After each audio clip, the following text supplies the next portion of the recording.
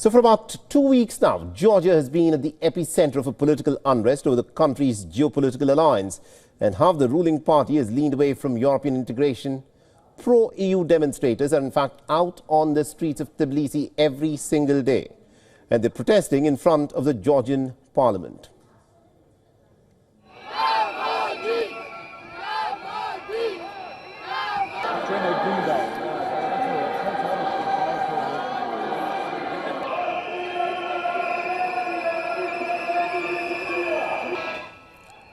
Now, waving the European Union and Georgian flags, several thousand people gathered to demand that the Georgian Dream Party should resume talks of the country's accession to the European Union.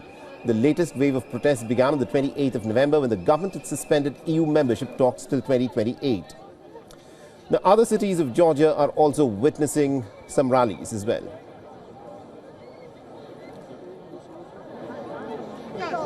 Georgia has been at the epicenter of political turmoil ever since the Dream Party claimed victory in the 26th of October parliamentary polls.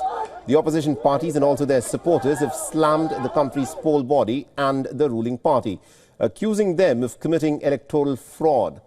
Now, the government has denied the allegations. However, the ongoing protests in Georgia have been much more intense for the past 14 days, with many against the decision of moving away from the country's goal of fully embracing its European identity after its independence from the Soviet Union in 1991. The protesters and also the opposition parties have cried foul over police's brutal crackdown on the demonstrations. And many protesters have in fact been arrested, while others, including the opposition leaders, have accused the police and the ruling party of beating them up.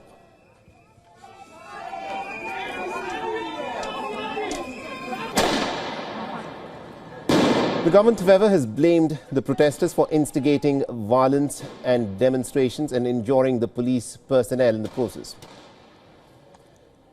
The ruling party has repeatedly been accused of being pro-Russia. Its latest decision to move away from the European integration has brought these allegations back into the spotlight.